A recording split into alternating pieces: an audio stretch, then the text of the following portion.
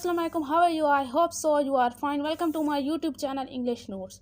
In these lectures, we discuss about phonology, phonemes, alphons, intonation, and stress.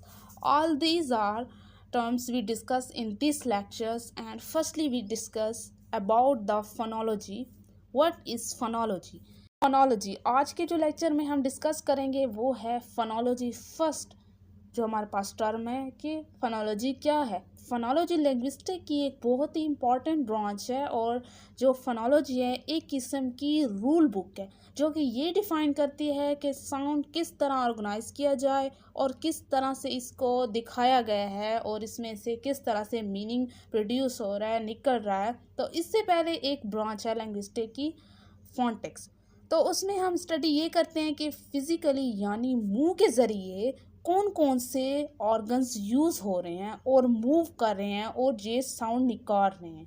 Like P और B बोलते वक्त कैसे हमारे होंठ काम करते हैं, हमारे लिप्स किस तरह टच कर रहे हैं या नहीं, और क्या इस वक्त हमारे मुंह गोल हो रहा है या नहीं। ये चीज़ हमें फोनेटिक्स में हम पढ़ते हैं इस चीज़ों को कि हमारे जो ऑर्गन्स हैं मुंह के वो किस तरह काम कर रहे हैं। फोनोलॉजी में क्या होता है, इसमें फोकस किया जाता है कि मुंह से निकलने वाले साउंड को कैसे अरेंज किया जाए। पहले हमारे पास फोनेटिक्स में क्या है कि उसमें हम स्टडी करते हैं कि मुंह के ज़रिए कौन कौन से अल्फाज निकल रहे हैं और कौन कौन से ऑर्गन यूज़ हो रहे हैं। और अब फोनोलॉजी में हम क्या पढ़ रहे हैं, इसमें हम फोकस कर रहे हैं कि मुंह से निकलने वाले जो साउंड है उसको अरेंज कैसे किया जाए कि उसमें से कोई मतलब निकले। वरना आवारा जो साउंड्स होते हैं उनको कौन पूछता है, जैसे कि आ ओ गा, ऐसे ये तो इनका कोई मतलब नहीं हुआ ना। तो इनको ठीक से जब तक अरेंज नहीं किया जाएगा तब तक ये आवारा साउंड्स कहलाएंगे। और एक तरीके से फोनोलॉजी इन आवारा साउंड्स को जगह पर लाती है ताकि एक मतलब बन सके। हम और डिटेल से समझने की कोशिश करते हैं। अच्छा, तो हम इसको और डिटेल में समझने की कोशिश करते हैं कि जैसे कि अगर आप लैंग्वेज में किसी भी लैंग्वेज में देखो तो कुछ ऐसे साउंड्स हैं जो पूरे वर्ड का मतलब ही बदल देते हैं। जैसे और स्ट्रेस दिया जा रहा है ना, इनमें इस और में और उस और में काफ़ी फ़र्क है। इन दोनों में फ़र्क है, जैसे कि आप इंग्लिश में देख लो डिप और डीप, दोनों अलग अलग हैं। किस वजह से? साउंड की पिच की वजह से, और साउंड की वजह से मतलब जो है साउंड वो चेंज होता है, पिच चेंज होती है। तो फोनोलॉजी में भी हम यही पढ़ते हैं कि ये साउंड डिफरेंस किस तरह एक वर्ड में कैसे चेंज लाता है, कैसे डिफरेंस लाता है। और इस फोनोलॉजी में एक्सेंट और वेरिएशन को भी स्टडी किया जाता है। और कैसे एक्सेंट और वेरिएशंस को स्टडी किया जाता है, मतलब कि अलग अलग कंट्री में सेम चीज़ को किस तरह लोग अलग अलग तरीक़ों से बोलते हैं और उसे अदा करते हैं। फॉर एग्ज़ाम्पल वाटर, ये एक लफ्ज़ है, ये एक वर्ड है। इसको अमेरिका में इस तरह बोलते हैं कि वाटर, ठीक है। और ब्रिटिश में सेम इस लफ्ज़ को वाटर बोलेंगे और हम भी वाटर ही बोलेंगे। तो ये एक डिफरेंस इनमें क्यों आता है, ये एक क्वेश्चन है। यहाँ पे अलग अलग जगह के लोग उन वर्ड्स को अलग अलग तरीक़ों से क्यों बोलते हैं, इन चीज़ों को हम फोनोलॉजी पैटर्न में जब स्टडी करते हैं और आपको कुछ इसके की कॉन्सेप्ट को ध्यान में रखते हुए आपको फर्स्ट की कॉन्सेप्ट जो है वो है फोनेम्स।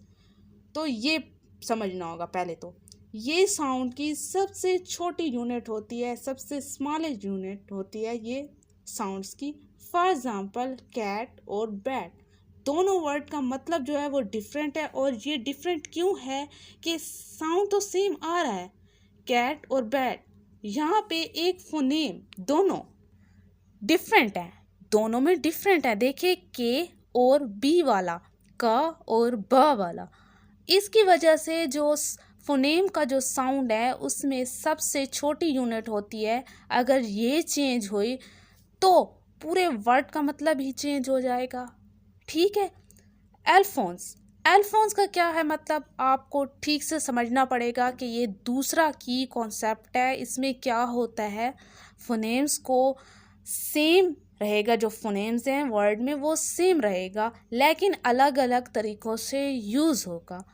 सेम जो है जो फोनेम्स हैं वो सेम होगा, जैसे कि टॉप और स्टॉप। यहाँ पर टी, टे वाला जो फोनेम्स है ये सेम ही है, लेकिन अलग अलग तरीक़ों से हम यूज़ कर रहे हैं।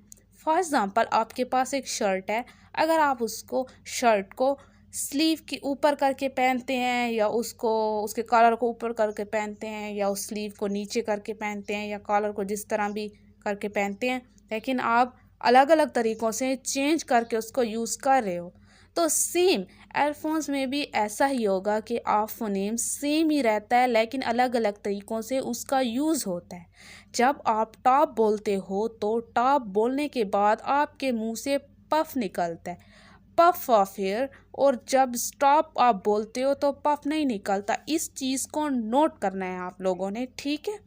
और ये जो एयरफोन्स होते हैं ये बहुत ही सेटल वेरिएशंस होते हैं फोनेम्स का, और ये किसी वर्ड का मीनिंग चेंज नहीं करते। और एक जो की कॉन्सेप्ट है यहाँ पे है वो है इनोटेशंस। नेम से यही समझ आ रहा है कि टोन मतलब पिच का ऊपर और नीचे होना सेंटेंस में किसी वर्ड का मीनिंग बदल देता है। और एक कॉन्सेप्ट और है यहाँ पे स्ट्रेस, जो कि फेमस है, बहुत ही आपने सुना होगा, प्रेजेंट प्रेजेंट। ये दोनों अलग वर्ड हैं, क्योंकि स्ट्रेस अलग अलग जगह पर दिया जा रहा है और बोल के दिया जा रहा है।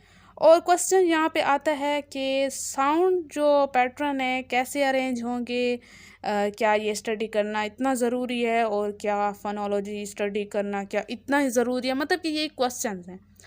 तो इसका जवाब है, इसका आंसर है हाँ ज़रूरी हैं, क्योंकि कंप्यूटर का जो सिस्टम है आजकल जो होते हैं आज के ज़माने में, आजकल आप एआई से बात करते हो, उनको फोनोलॉजी सिखाई गई है पहले से ही, इसलिए सिस्टम समझ पाता है आपकी बोली हुई लैंग्वेज को, और एक एक जगह के लोगों को यही जो उनके वर्ड्स हैं वो अलग अलग बोलते हैं, मतलब डिफरेंट कंट्रीज़ के पीपल जो हैं वो अपने अपने तरीके से हर वर्ड बोलते हैं, तो हमें वैसे ही समझना होगा, और सिस्टम समझ गया है। There is a definitions of phonemes. A central concept of phonology is a phoneme, which is a smaller unit of sound that can distinguish meaning between words in a language. And phoneme are abstracts that are not tied to any specific sound. Rather, it represents the set of sounds that are perceived as same by speaker of a language. For examples, in language sound represented by letter P in spin word and in pin word are slightly different. The P in spin is aspirated less than the P in pin. English speaker perceive both sounds are variations of the same phoneme P. So the concept of phonemes is important for understanding the linguistic structures of a language and for phoneme descriptions where a sound are present by a symbols. So if we identify the phonemes of a language is the first steps in analyzing its phonological system, so which include understanding how phonemes interact each other and how they are affected by their placements in a word or phrase.